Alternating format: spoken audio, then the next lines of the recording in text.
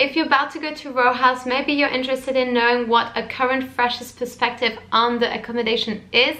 If that's the case, this video is for you. Hello everyone and welcome to the ultimate channel for students. My name is Francesca and my aim is to help you have the best fresh start at university. Alright, so in this video we have Bianca, an incredible current fresher that has been following my YouTube exactly this time a year ago, and she has accepted to help me by explaining what she thinks about the Rowe House accommodation. So I really hope this is going to be useful for you. And before we dive in though, I have 3 things I really want to say. Number 1, if you're about to go to Exeter University, I really think you should join my Facebook group, because it's the only group that only has freshers just like you who are in the same boat as you, who are about to go to university, and every other group on the internet is full of spammers, second and third years, and also promoters who are definitely going to spam you during summer. So I really highly recommend you join it. The link is in the description down below. The second thing I would like to say is I really need comments for my Q&A questions. You know, I don't have any questions, so if you have an idea of what you could ask me, please just put Q&A question and just, you know, your question, because I am in need of them. And finally, subscribe to this channel if you haven't already, and if this is not the first video you see of me. But now I'm going to stop and dive right into it. Let's go. Hey guys, so my name is Bianca. I am studying international relations with a year abroad. I'm from Belgium, but my parents are from Romania, and I'm staying in Rowe House. So about accommodation. So as I said in my little introduction, I'm staying in Rowe House, and what I really like about my accommodation is that it's not massive. So you only have 3 main buildings and separated in what they call blocks, but it's basically the opposite sides of the staircase. So you have Block S, Block T. That's what they call it. They're in the same building, it's just that the rooms are basically opposite. So the room that you have on the 2nd floor of Block S is basically the same one in Block T, but it's just opposite. Like the way it's organized is just the opposite way, as if you had like a mirror, which is, so it's good because I personally like my room because I have a double bed, and usually people that stay in Rowe House, they really advertise that, because we're I don't really know like if all of them have, like if all of the different accommodation options have double beds,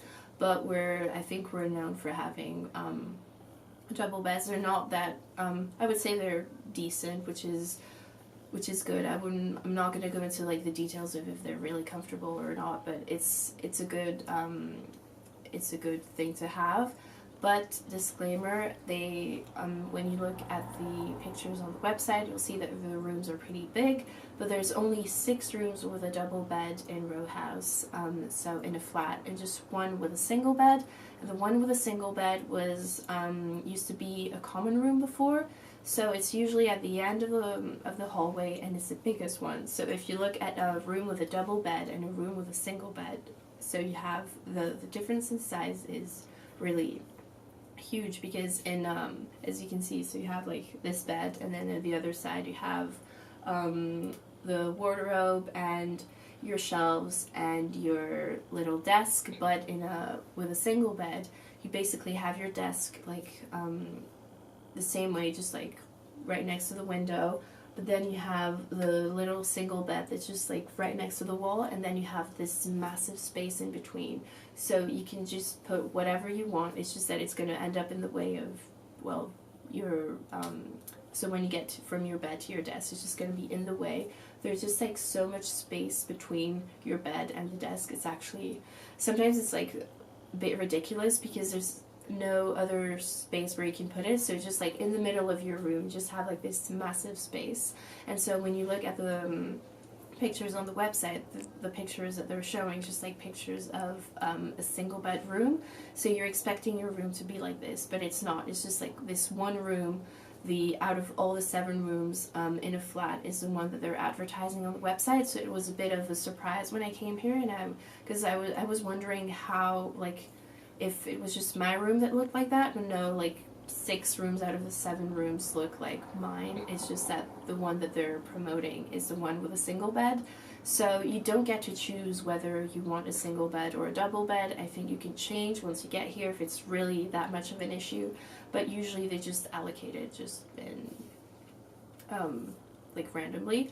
But when you're gonna apply for accommodation, obviously you have to do you have to take this little quiz just to figure out, well, who you're potentially going to end up with. So obviously you can't choose your flatmates. You can say that you want to stay with a specific person coming to Exeter, so they can maybe try to pitch you together, but it's essentially just covering basic topics like, do you mind like being in a really busy accommodation? Do you have any do you really like a quiet room or a very busy environment? So so you don't end up with, if you're really like a quiet person, if you need a lot of calm, so you don't end up with like really noisy people that go out all the time and that are really loud, or it's just basically interest. So a lot of people in my block did a year abroad or really like traveling or are doing like foreign languages as a degree. So basically you're going to end up with people that have pretty similar interests, sometimes not, but if in my case it's true, because I can tell that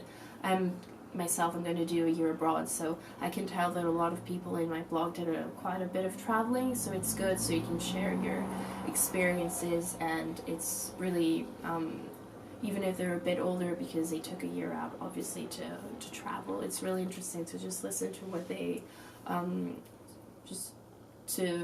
just find out more about their experiences. So it's good if you end up with, if let's say you did a year abroad or you're playing sports and you end up with people playing the same sport as you, or if they went to the same place as you for the year abroad, it's really good to just maybe to make friends.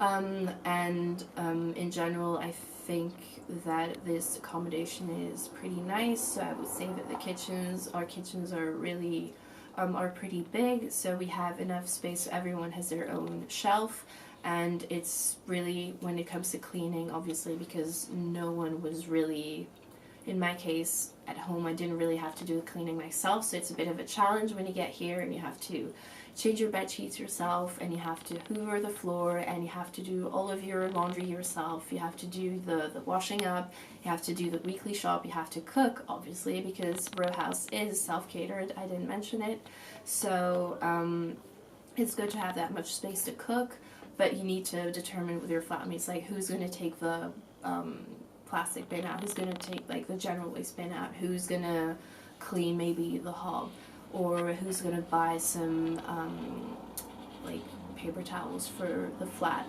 or who's gonna maybe clean the table. And obviously after you eat, you have to wash up your own thing, or if you like your food or your own like plates or whatever. But if you ever see something around in the kitchen, it's kind of up to you and up to the entire flat just to make sure that the kitchen is clean, because the kitchen is slightly clean like once a week, but apart from that, no one is gonna, you can't have like a private like cleaning staff behind you, so you have to really try to, before coming here, just if you're planning on applying for a self-catered accommodation, just have to know that all of this, like cooking your own food, is wonderful.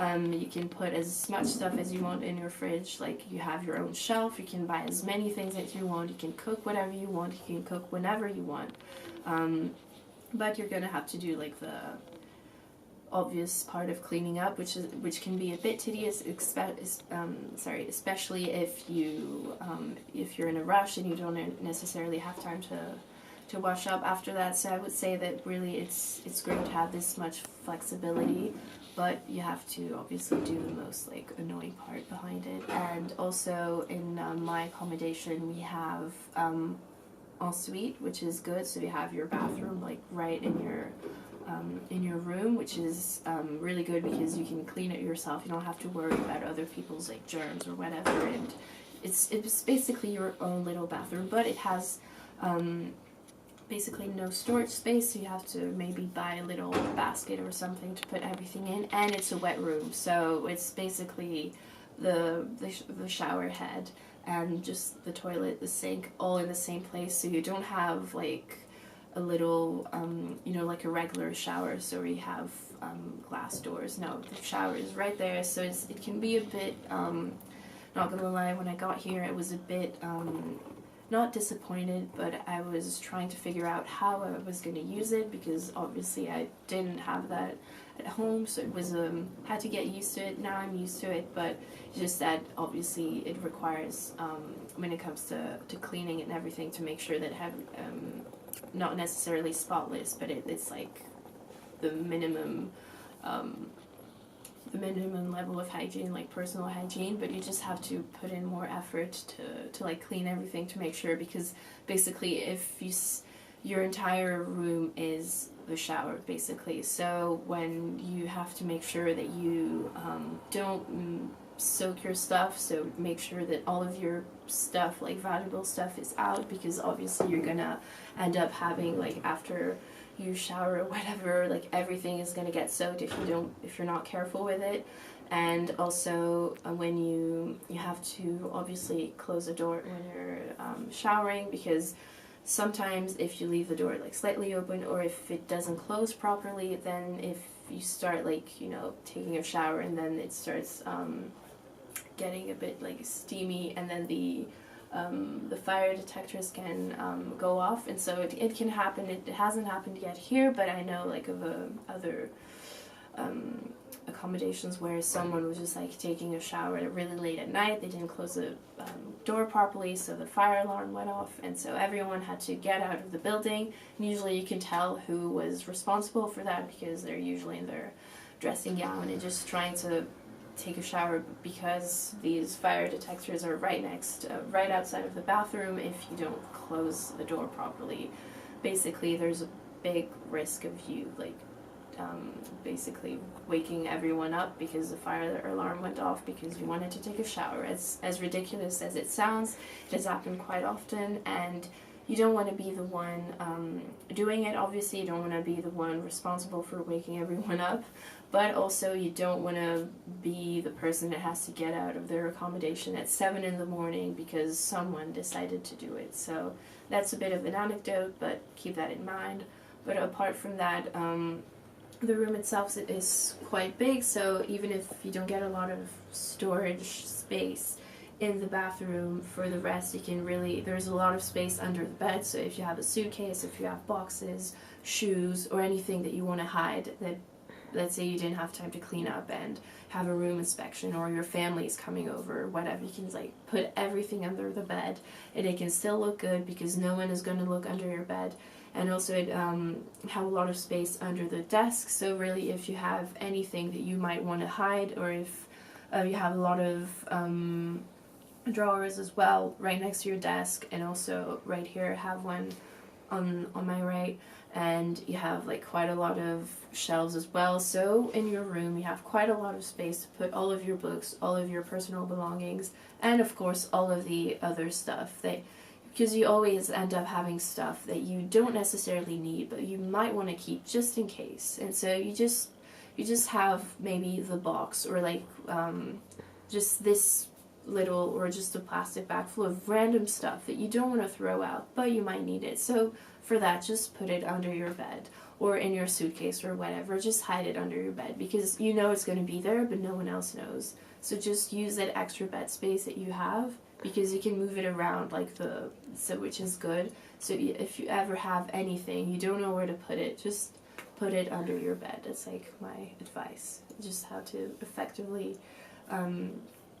like use like the space that you have, basically. Thank you so much, Bianca, for this. I really appreciate your help in every way. You are an amazing girl, and I couldn't be more grateful to have you on my channel. If you're interested in following Bianca anywhere, I'll put her Instagram handle in the description down below, or anything that she's willing to share. And yeah, guys, I mean, like and subscribe if you want to see more of these kinds of videos. Please comment your question for the Q&A. It really helps me a lot. And I will see you in the next video. Bye, guys. I'm trying to put you in the worst mood. P1 cleaner than your church shoes.